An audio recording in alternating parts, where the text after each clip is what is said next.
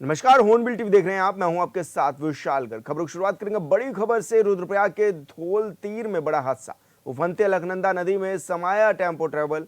कई लोगों के नदी में डूबने की भी आशंका और कई लोगों के लापता होने की भी सूचना। हादसे में एक व्यक्ति भी घायल बताया जा रहा है। मौके पर मौजूद हैं सुरक्षा एजेंसियां। तो ये बड़ी खबर आप तक पहुंचा रहे हैं जहां पर ये बड़ा हादसा हुआ है और अलकनंदा में टेम्पो ट्रैवल समा गया।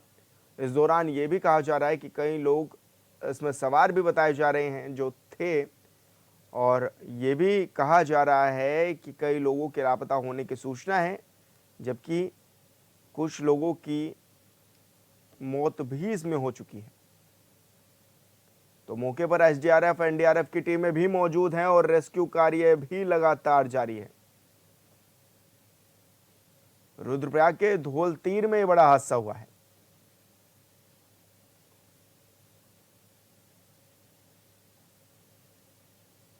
तो ये बड़ी खबर रुद्रप्रयाग से, जहां पर अलकनंदा में समा गया है टेम्पो ट्रैवल, और इस दौरान यह भी कहा जा रहा है कि कई लोग इसमें सवार थे।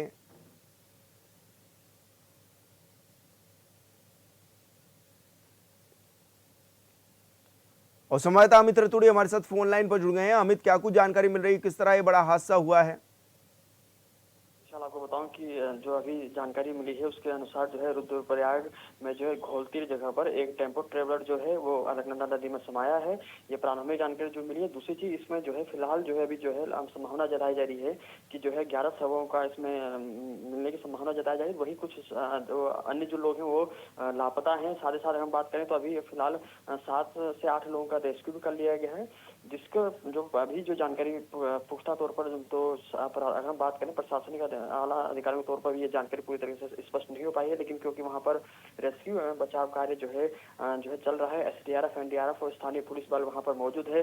तमाम आला अधिकारी वहां पर पहुंच चुके हैं। हम बात करें डीएम वहां के एसएसपी की बात करें, वो तमाम आला अधिकारी वहां पहुंच चुके हैं। तो कहीं ना कहीं एक दुखद, अगर हम आज की बात करें तो आज जो दिन रहा है वो कहीं ना कहीं दुखद भरा रहा है वहां पर, क्योंकि टेम्पो ट्रेवलर में ये लोग सब 4 धाम के यात्री थे। 4 धाम ये लोग यात्रा करने आए हुए थे, लेकिन जिस तरीके से अनियंत्रित होकर वाहन अलकनंदा नदी में समाया है और आज की घटना है, आज सुबह की घटना है, तो कहीं ना कहीं एक दुखद ये घटना है। अगर हम बात करें इस घटना पर तमाम तरीके से जो है लोग वहां पर मौजूद हैं। स्थानीय लोगों के साथ साथ प्रशासन, पुलिस प्रशासन, एसडीआरएफ एनडीआरएफ के लोग मौजूद हैं।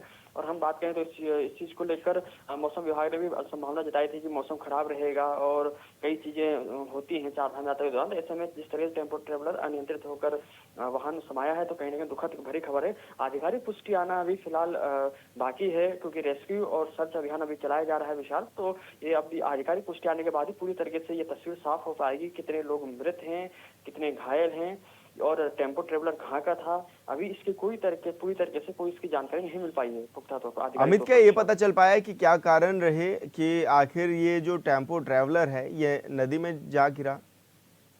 देखिए, कारण स्पष्ट तौर पर यही माना जा रहा है कि जो टेम्पो ट्रेवलर था ये अनियंत्रित होकर जो उसके पैराफिट होते हैं सड़क किनारे उससे टकराया और सीधे ये अलकनंदा नदी में जो है जा समाया। यही इसका कारण माना जा रहा है, क्योंकि ये भी नहीं कहा जा रहा है कि ये सामने से कोई वाहन आ रहा था उसको बचाने के कारण ये अनियंत्रित हुआ। तो ये खुद अनियंत्रित होते हुए ही अलकनंदा नदी में समाया। यही इसकी पुख्ता जानकारी जो मिल पाई है वहाँ के स्थानीय लोगों के प्रत्यक्षदर्शियों की तरफ से, यही इसकी जानकारी मिल पाई है। लेकिन प्रत्यक्षदर्शी का भी यही कहना था कि और उन्हीं के द्वारा जो है ये सूचना दी गई थी स्थानीय पुलिस को। उसके पश्चात जो है जो लोग वहाँ पुलिस प्रशासन पहुंचा और जिसमें से जब ये वाहन गिरा तो उसमें से कुछ लोग जो है 3 से 4 लोग करीब बाहर ही छिटक गए थे, यानी ऑन द रोड वो गिर गए थे। तो इसके बाद जो लोग इसमें सवार थे उनमें से कुछ की डेथ हुई है और वहीं कुछ लोगों का जो है रेस्क्यू ऑपरेशन, सर्च ऑपरेशन जो है चलाया जा रहा है, लोगों को बाहर निकाला जा रहा है। और अभी इसके आधिकारिक पुष्टि आना जो है अभी बाकी है और कुछ देर का हमें इंतजार करना होगा कि इसकी में कितने लोगों की इसमें जो है दुखद मृत्यु हुई है और कितने लोग इसमें घायल हैं, कहाँ का टेम्पो ट्रेवलर था। इसको लेकर अभी आधिकारिक पुष्टि जब आएगी तो पूरी तरीके से जो स्थिति है वो स्पष्ट हो पाएगी विशाल। बिल्कुल अमित, बहुत शुक्रिया आपका तमाम जानकारी साझा करने के लिए। और बड़ी खबर का रुख करेंगे। कालसी चक्राता मोटर मार्ग पर खाई में गिरी कार हादसे में 3 लोगों की मौके पर ही मौत की आशंका। एक घायल को रेस्क्यू कर पहुंचाया गया अस्पताल। एसडीआरएफ के जवान रेस्क्यू ऑपरेशन में भी जुटे हैं। तो बड़ी खबर आप तक पहुंचा रहे हैं जहां पर हादसे में 3 लोगों की मौत की आशंका भी जताई जा रही है। तो ये बड़ा हादसा हुआ है कालसी चक्राता मोटर मार्ग पर। हालांकि ये बताया जा रहा है कि एक व्यक्ति घायल हैं जिनको अस्पताल में भर्ती भी कराया गया है। एसडीआरएफ के जवान मौके पर मौजूद हैं और रेस्क्यू ऑपरेशन में भी जुटे हुए हैं। तो कालसी चक्राता मोटर मार्ग पर यह बड़ा हादसा हुआ जहां पर खाई में कार जा गिरी और इसमें यह भी कहा जा रहा है कि इसमें 3 लोगों की मौत की आशंका है, जबकि एक व्यक्ति घायल थे जिनको अस्पताल में भी पहुंचाया गया है और मौके पर एसडीआरएफ की टीमें भी पहुंची हुई हैं जो कि रेस्क्यू कार्य में भी जुटी हुई हैं।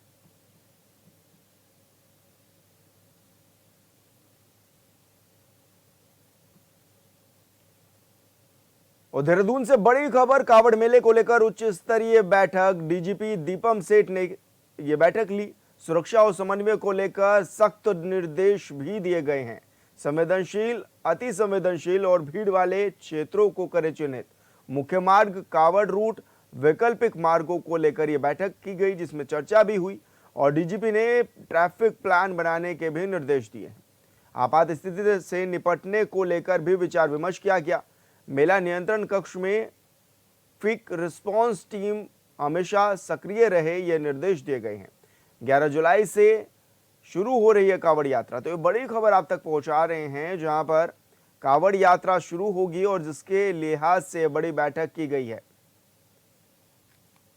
बड़ी संख्या में कावड़िए पहुंचते हैं हरिद्वार में गंगा जल लेने के लिए और ऐसे में ये टीमों को तैनात करने के लिए और एक्टिव रहने के लिए डीजीपी की ओर से भी निर्देश जारी किए गए हैं। तो 11 जुलाई से कावड़ यात्रा शुरू हो रही है और ऐसे में तैयारियों का जायजा डीजीपी ने लिया है। क्विक रिस्पांस के लिए भी टीमें गठित की गई हैं और साथ ही ट्रैफिक प्लान बनाने पर भी जोर दिया गया है। तो कावड़ मेले को लेकर उच्च स्तरीय बैठक की गई है और इस दौरान संवेदनशील, अति संवेदनशील, भीड़ वाले इलाकों को चिन्हित करने के भी निर्देश दिए गए हैं।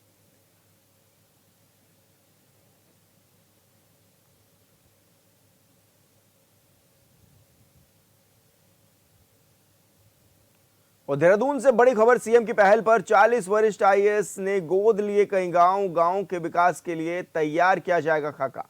अधिकारियों पर प्रथम नियुक्ति स्थल को गोद लेने का है जिम्मा। अधिकारियों की कार्य योजना पर गांव के विकास के लिए चलेगा विशेष अभियान। तो ये बड़ी खबर आपको बता रहे हैं जहां पर सीएम की पहल पर ये एक बड़ी पहल की गई है और 40 आईएएस अधिकारियों ने गांव को भी गोद लिया है। गांव के विकास के लिए तैयार किया जाएगा खाका और अधिकारियों प्रथम नियुक्ति स्थल को गोद लेने का भी जिम्मा दिया गया है। अधिकारियों की कार्य योजना पर गांव के विकास के लिए भी यह अभियान चलाया जाएगा।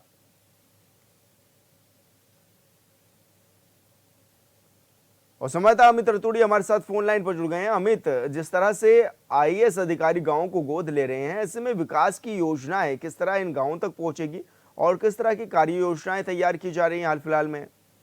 देखिए विशाल, आपको बताऊं कि मुख्यमंत्री पुष्कर सिंह धामी ने जो है करीब 1.5 माह पूर्व जो है ये एक आदेश कहा था और उन्होंने इच्छा जताई थी समस्त जो प्रशासनिक अधिकारी हैं, आईएएस अधिकारी हैं राज्य में, वरिष्ठ आईएएस अधिकारी हैं कि आपकी जो प्रथम तैनाती, द्वितीय और तृतीय तैनाती आपकी जहाँ पर रही है, जिस ब्लॉक में या तहसील में या जिले में रही है, आप वहाँ पर उस गाँव को आप गोद लें। तो ऐसे में 40 वरिष्ठ जो आईएएस अधिकारी हैं, ये इनके नामों की सूची उसमें आई है जिनको कि ये कार्य योजना के तहत जो है वो अपने अपने कार्य क्षेत्र के गांव में उन्होंने उनको गोद लिया है। वहां पर उन्होंने ये देखेंगे और स्थानीय लोगों से ये बात करेंगे कि जब वो थे गांव में उस दौरान जो योजनाएं संचालित की जा रही थी उसमें कितना बदलाव हुआ है, वर्तमान में क्या कुछ उन गाँव में विकास हुआ है, क्या कुछ वहाँ पर जरूरी सुविधाएं उत्पन्न हुई हैं या फिर अन्य क्या जरूरी सुविधाएं वहाँ पर विकसित की जानी है।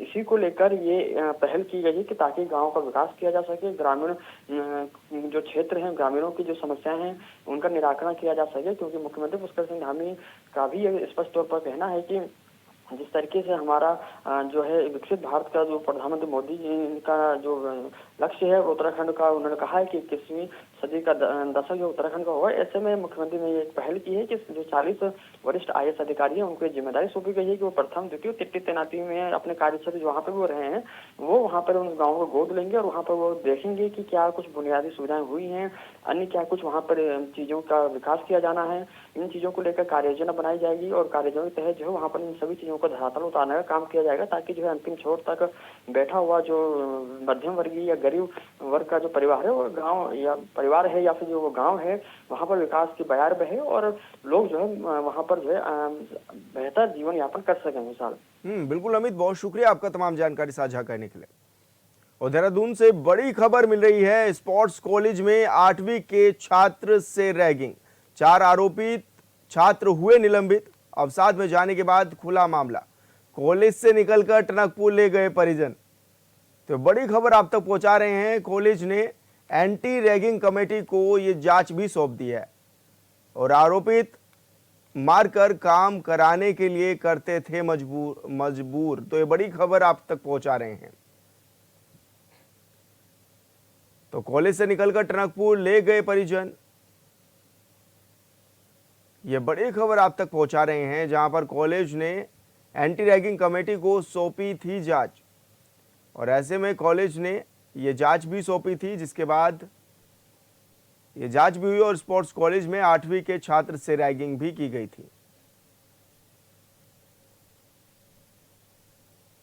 तो बड़ी खबर आप तक पहुंचा रहे हैं, जहां पर 4 आरोपी छात्रों को निलंबित किया गया है। स्पोर्ट्स कॉलेज में 8वीं के छात्र से इन्होंने रैगिंग भी की थी, जिसके बाद ये मामला जानकारी में आया और इस पर अब कार्रवाई भी देखने को मिली है। 25 जून को देश भर में बीजेपी ने संविधान हत्या दिवस के रूप में कार्यक्रमों का आयोजन किया हुआ है और इमरजेंसी की याद कर कांग्रेस पर बीजेपी नेताओं ने आरोपों की झड़ी भी लगा दी है। देहरादून में लोकतंत्र सेनानी सम्मान समारोह का आयोजन किया गया, जिसमें राज्य के मुखिया पुष्कर सिंह धामी ने सेनानियों को सम्मानित भी किया और अपने संबोधन में कांग्रेस पर जमकर भड़ास भी निकाली। सीएम ने क्या कहा, एक रिपोर्ट देखिए, फिर आपको ये रिपोर्ट भी दिखाते हैं।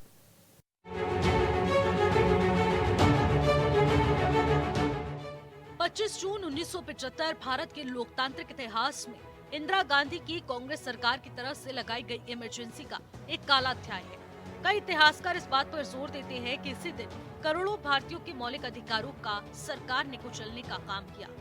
केंद्र सरकार ने बीते साल 25 जून को संविधान हत्या दिवस के रूप में घोषित किया। मोदी सरकार ने आपातकाल के खिलाफ लोकतंत्र बहाली की जंग लड़ने के दौरान अमानवीय यातनाएं झेलने वाले लाखों लोगों को सम्मान करार दिया था। पीएम मोदी ने इस दौरान कहा कि 25 जून को संविधान हत्या दिवस के रूप में मनाना है। इस बात की याद दिलाएगा कि आखिरकार उस दिन क्या हुआ था और संविधान को कैसे कुचला गया था। भारतीय लोकतंत्र के इतिहास में 25 जून 1975 का दिन हमेशा एक काले अध्याय के रूप में याद किया जाएगा और आज से 50 वर्ष पूर्व इसी दिन देश पर आपातकाल थोपा गया और संविधान की आत्मा को कुचलने का प्रयास किया गया। उस समय इलाहाबाद हाईकोर्ट ने इंदिरा गांधी जी के जो चुनाव को दोषी ठहराते हुए उनकी लोकसभा सदस्यता को 6 वर्ष के लिए उनके चुनाव लड़ने पर भी रोक लगा दी थी और उसी के भय से उन्होंने 25 जून को भारत जैसे महान लोकतांत्रिक देश में आपातकाल की घोषणा करवा दी गई। इतिहास के पन्नों को पलटने के बाद बीजेपी के लोग ये आरोप लगाते हैं कि 25 जून 1975 की रात जब आपातकाल घोषित किया गया तो उस रात से ही पुलिस ने विरोधी दलों के नेताओं बच्चों पर जुल्म किए और उन्हें याद कर लोकतंत्र सेनानी अभी भी सिहर उठते हैं। हर एक शहर में 150 से ज्यादा लोकतंत्र सेनानी हैं और हजारों लोग ऐसे हैं जिन्होंने 21 महीने के आपातकाल में पुलिस के जुल्म झेले और जेल की यातनाएं सही। कहा जाता है कि आपातकाल के दौरान कई मीडिया संस्थानों पर ताले लगा दिए गए थे। देश की जो स्वतंत्रता थी उसको बंधक बना दिया गया और न्यायपालिका की गरिमा तार तार कर लाखों देशवासियों के मौलिक अधिकारों को रौंद दिया गया।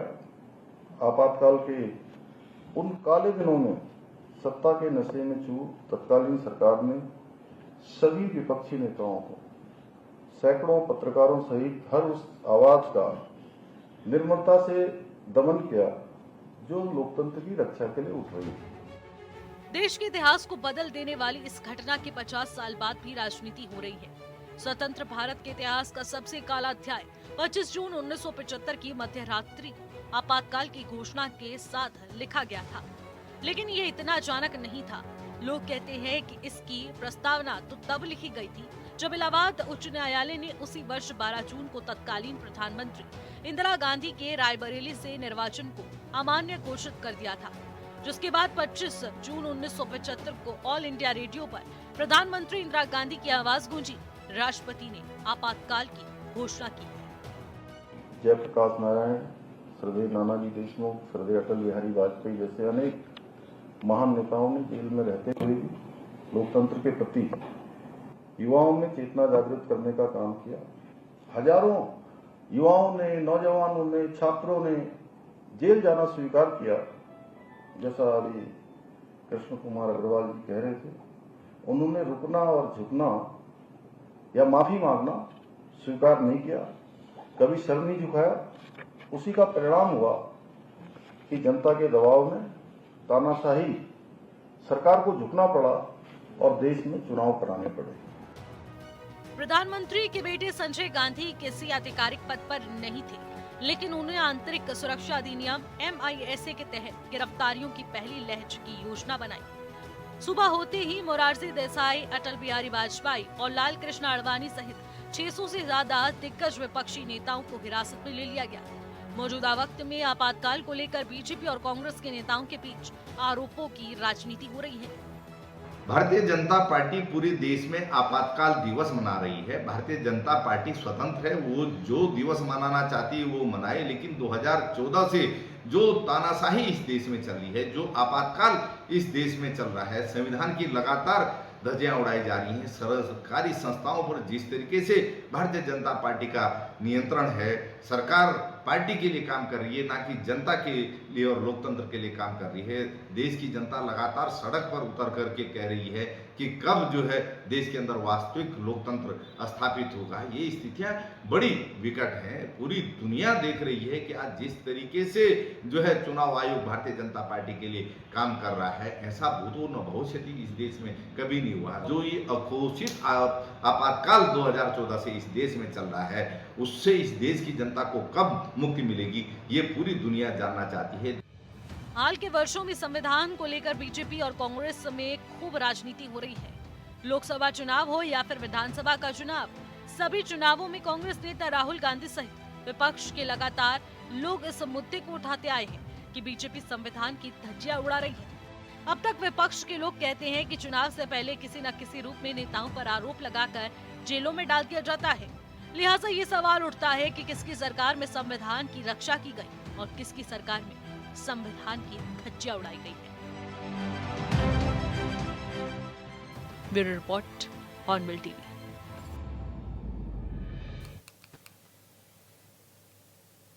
डीएम चंपावत मनीष कुमार ने चंपावत से टनकपुर तक के राष्ट्रीय राजमार्ग का स्थलीय निरीक्षण किया। इस दौरान उन्होंने स्वाला, अमोड़ी, चलथी जैसे कॉर्निक भूस्खलन और सुरक्षात्मक दृष्टि से संवेदनशील क्षेत्रों की स्थिति का जायजा भी लिया है। साथ ही जिला अधिकारी ने राष्ट्रीय राजमार्ग विभाग के अधिकारियों को निर्देशित किया है कि राजमार्ग किनारे स्थित खतरनाक पुश्तों को अविलंब 2 दिन के अंदर ही काट दिया जाए ताकि आवागमन पूरी तरह सुरक्षित रह सके। उन्होंने कहा है कि राजमार्ग पर चलने वाले हर वाहन की सुरक्षा सुनिश्चित करना NH विभाग की जिम्मेदारी है। आगे डीएम ने कहा है कि मानसून स्वाला में चट्टान में भूस्खलन और चट्टान गिरने का खतरा बना रहता है, जिसके चलते राष्ट्रीय राजमार्ग पर यातायात बाधित होने की भी संभावना रहती है। उन्होंने कहा है कि गुणवत्ता और समयबद्धता सुनिश्चित करने पर जोर भी दिया जाए।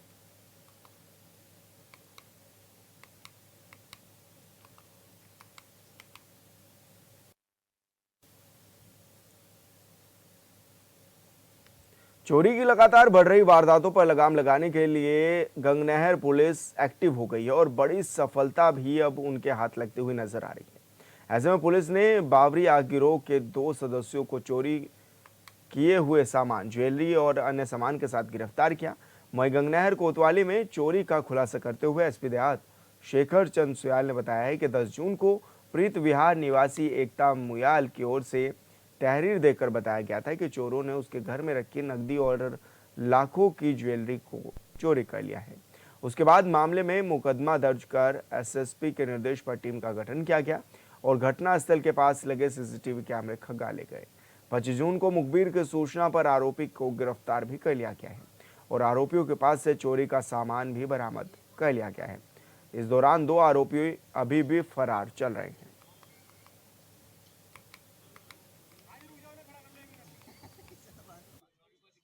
देखिए 10 जून को एक सूचना एकता मोयाल जो प्रीत बिहार में रहती है, उन्होंने एक सूचना दी कि उनके घर में दिन के समय चोरों ने उनके घर का सामान और ज्वेलरी चुराई है। इमीडिएट थाने ने रिस्पांस किया, घटनाक्रम हुआ था तो उसके बाद इमीडिएट मुकदमा दर्ज करके कोतवाल साहब जिस टीम को लीड कर रहे थे, हमारे एसएसआई के नेतृत्व में टीम बनाई गई थी। हमारे कुछ लड़कों ने प्राइवेट में रह के काम किया, सीसीटीवी फुटेज खंगाले गए, उस पर्टिकुलर एरिया का डंप डेटा लिया गया, तो फाइनली कुछ संदिग्ध हमारी पड़ताल में निकले। उन संदिग्धों को लेकर के हमने अपने मुखबिरों को भी इंटीमेट किया था और थाने की टीम प्राइवेट में लगातार उसमें काम कर रही थी और जो हुलिया मिला हमने अदर स्टेट अदर डिस्ट्रिक्ट से भी उनको शेयर किया, तो ये पता लगा कि ये दूसरे स्टेट से आने के ये लोग काम करने वाले हैं।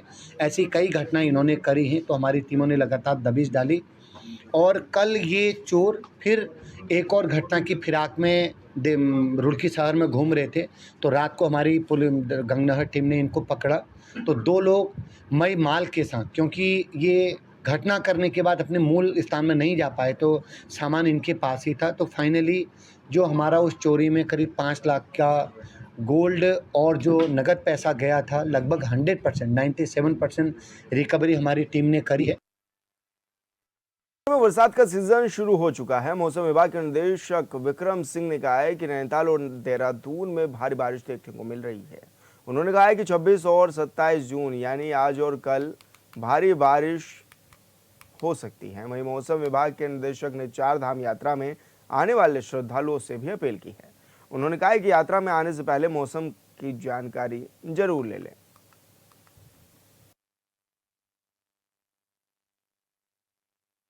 पिछले 24 आवर्स में रेन मिली है और जो आपका नैनीताल डिस्ट्रिक्ट है उसमें वेरी हैवी तक की रेंस जो है वो मिली है।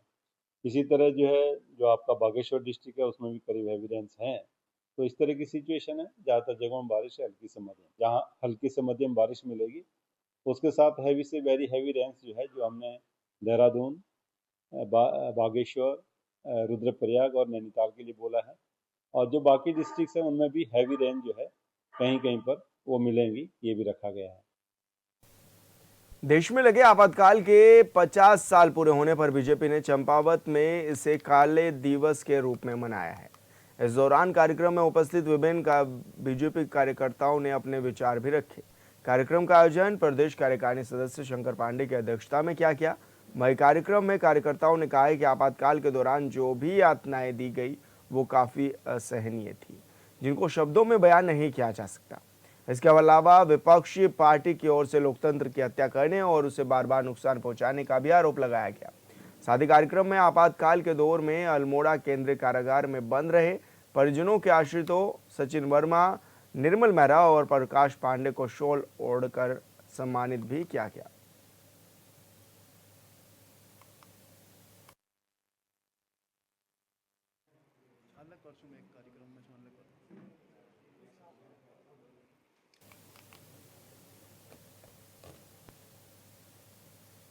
और फिलहाल इस बुलेटिन में इतना ही। आप देखते रहिए हॉर्नबिल टीवी। नमस्कार।